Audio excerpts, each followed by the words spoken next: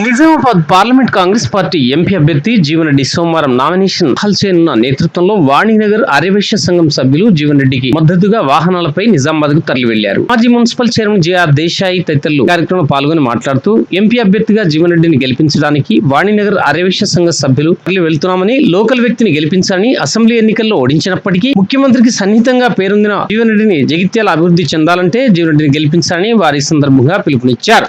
Congress party Nizamabad అభ్యర్థిగా జగిత్యాల వాస్తవ్యుడు, అందరికీ చిరపరిచితులు అన్న జీవన్ రెడ్డి గారి నామినేషన్ కార్యక్రమానికి జగిత్యాల పట్టణం నుండి ఆర్యవైశ్యులు అందరం పెద్ద ఎత్తున తరలి వెళ్తున్నాం.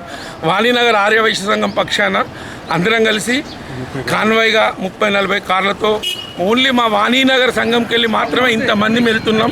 దాదాపు ఎన్ని ఇండ్లు ఉన్నాయో అంతమంది వెళ్తున్నాం. ఏకదాటిపై జీవన్ రెడ్డి గారికి ఓటేయాలని నిర్ణయంతో వెళ్తున్నాం. అట్లే జగిత్యాల ప్రజలు కానీ, నిజామాబాద్ ప్రజలకు కానీ అభివృద్ధి చేసిన జీవన్ రెడ్డి గారిని గెలిపిద్దాం. లోకల్ వ్యక్తి, మనకు అర్ధరాత్రి 1 గంటకు పని పడితే 1 గంట 1 నిమిషంకు బయటకు వచ్చే వ్యక్తి. మనం ఏదో ప్రలోభాలకు లోనై మనం గెలిపించుకుంటే ఆ వ్యక్తి ఎవరో తెలియదు, ఆయన ముఖం మనకు తెలియదు, మన ముఖం ఆయనకు తెలియదు.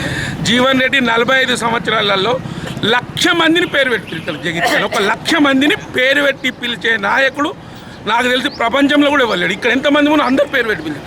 అట్లాంటి ప్రజానాయకునికి మొన్ననే మనం నష్టం చేసినాం. ఇప్పుడు రాష్ట్రంలో ప్రభుత్వం అధికారంలో ఉంది. జీవన్ రెడ్డికి గెలిచినా ఓడినా ఆయన కొరిగేది లేదు. కానీ ఆయన గెలుపు వల్ల జగిత్యాల అభివృద్ధి అవుతుంది.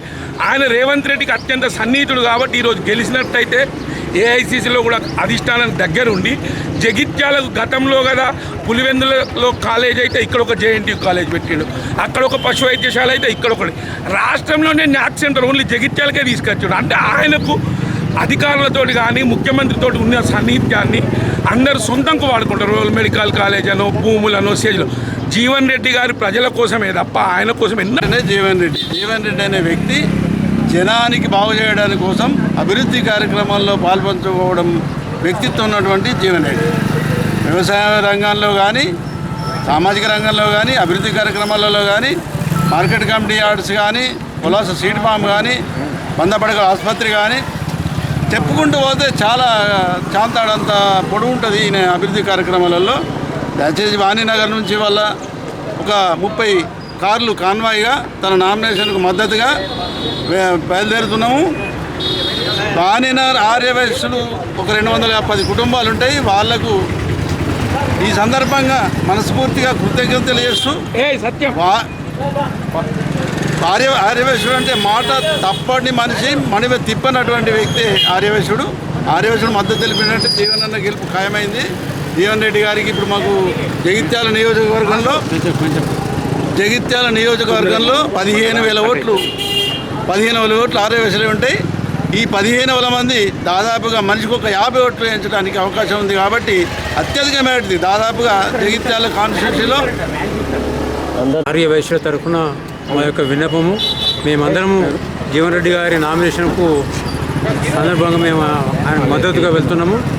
ఆయన జనజీవనుడు, జనంలో కూడా కలిసి ఉండేటువంటి వ్యక్తి, ప్రజలందరికీ, మన జగిత్యాల ప్రజలందరికీ అందుబాటులో ఉన్నటువంటి వ్యక్తి, స్థానికుడు. మనందరం కూడా కుల మతాలకు అతీతంగా irrespective of caste and creed మీరందరూ కూడా ఈసారి స్థానికుడైనటువంటి జీవన్ రెడ్డి గారికి, సమర్థుడైనటువంటి జీవన్ రెడ్డి గారికి ఓటేసి అత్యధిక మెజార్టీతో ఆయన గెలిపించాలని కోరుకుంటూ జై కాంగ్రెస్. జగిత్యాల పట్టణం నుండి, జగిత్యాల పట్టణంలో భాగంగా ఆర్యవైశ్యులు వాణినగర్ సంఘం నుండి ఈరోజు తరలి వేయడం జరుగుతుంది జీవనన్న నామినేషన్ కోసం. అలాగే జీవనన్నకు మొన్న అవకాశం పోయింది. ఈరోజు ప్రభుత్వం ఏర్పడిన తర్వాతనే మా వైశ్యుల కోరిక, మా వైశ్యులు ఎప్పటి నుండి పోరాటం చేస్తున్న వైశ్య కార్పొరేషన్ ఈ కాంగ్రెస్ ప్రభుత్వంలో ఏర్పడడం జరిగింది. దానికి మేము సంఘీభావంగా జీవనన్నకు పూర్తిగా మద్దతు తెలియజేస్తున్నాం.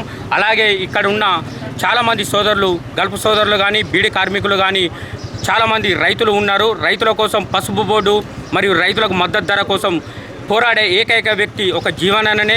గల్ఫ్ కార్మికుల కోసం మొన్ననే రేవంత్ రెడ్డి గారి, ముఖ్యమంత్రి గారి సమక్షంలో గల్ఫ్ కార్మికుల కోసం పోరాడి వాళ్ళ సమస్యల కోసం కూడా చాలా పోరాడారు అన్నగారు.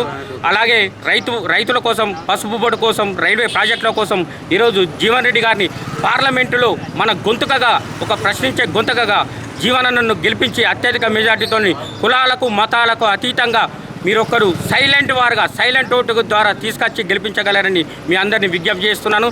జై జీవనన్న.